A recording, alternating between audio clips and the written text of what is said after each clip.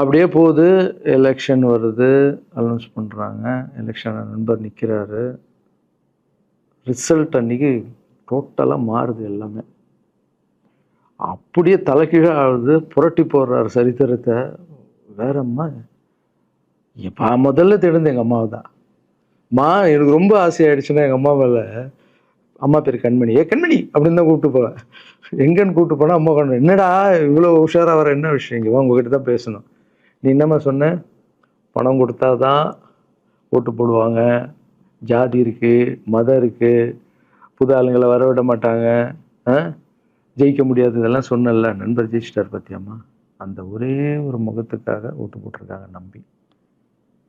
நம்பிக்கையான ஆள் வந்தால் போடுவாங்கம்மா. நல்லவங்களாம் வரலாமா, புரிஞ்சுக்கம்மா, என்ன விடுமா. இப்போ என்னம்மா சொல்கிற அப்படின்னு கேட்டேன். முதல் முறையாக எங்கள் அம்மா முகத்தில் ஒரு சிரிப்பை பார்த்தேன். ஆமாங்கண்ணா, அந்த புள்ள எல்லாத்தையும் மாற்றிடுச்சு. இவ்வளோ பெரிய வெற்றி அடி வரணும்னு நான் எதிர்பார்க்கலப்பா. ஒரு நல்ல மனுஷன் வந்து பண்ணணும்னு நினச்சா அது முடியுங்கண்ணான்ற நம்பிக்கை எனக்கு வந்திருக்குப்பா அப்படின்னு அம்மா சொன்னான். அப்போ என்ன போயிடலாமா, ஓகேவா அப்படின்னு கேட்டேன். போகண்ணா, நீ நினச்ச மாதிரி பண்ணு அப்படின்னு அம்மா சொன்னோன்னு காலில் சாப்பிட்டாமா வந்தேன். தேங்க்யூ ஸோ மச்மா அப்படின்னு. ரொம்ப ஹாப்பி நான். அம்மா ஓகே சொல்லிட்டாங்க அரசியல் வர்றதுக்கு. இப்போ நான் தாய்க்கு நிகரான்னு நினைக்கிறேன். என் ரசிகர்கள் கேட்குறேன், நான் அரசியலுக்கு வரலாமா? இதை பார்த்துட்டு இருக்கிறவங்களுக்கு, இந்த மக்களை கேட்குறேன், நான் அரசியலுக்கு வரலாமா? அந்த தகுதி எனக்கு இருக்கா? நீங்களும் சொல்லுங்கள்.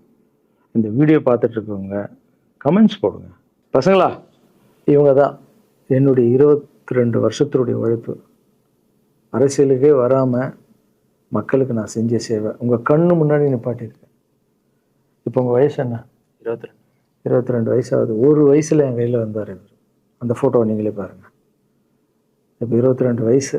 ஒரு குழந்தைய வளர்க்குறதுக்கு நீங்கள் எவ்வளோ கஷ்டப்படுவீங்க உங்களுக்கு தெரியும்ல. அந்த கஷ்டம் என்னென்னா, ஸ்கூலுக்கு அனுப்புறதுலேருந்து, ஃபீஸ் கட்டுறதுலேருந்து, உடம்பு சரியில்லாமல் போனான்னு அவன் ஆசைகளை நிறைவேற்றுறதுலேருந்து, ஒரு குழந்தைக்கு அப்படின்னா 60 குழந்தைங்களை வளர்த்துருக்கேன். எவ்வளோ பிரச்சனை வந்திருக்கேன், எவ்வளோ நோய்கள் வந்திருக்கும், எவ்வளோ நைட் தூங்காமல் வந்திருக்கேன், அதில் எவ்வளோ டிஸ்டர்ப், அதுவும் என் வீட்டில் வளர்த்துருக்கேன். இதெல்லாம் எதுக்கு பண்ணேன்னா, எந்த ஒரு எதிர்பார்ப்பும் இல்லாமல் கடமை செய் பலனை எதிர்பார்க்காதன்ற இந்த வார்த்தை எனக்கு ரொம்ப பிடிக்கும். அதுக்காக செஞ்சுருக்கேன், என் மக்களுக்காக செஞ்சுருக்கேன். ஏன்னா மக்கள் தான் என் படத்தை பார்க்குறாங்க.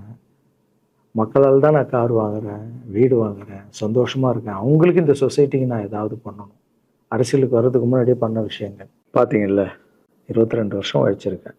ஒரு கதை ஒன்று சொன்னல, 2 வேலைக்காரங்க இருந்தாங்கன்னு.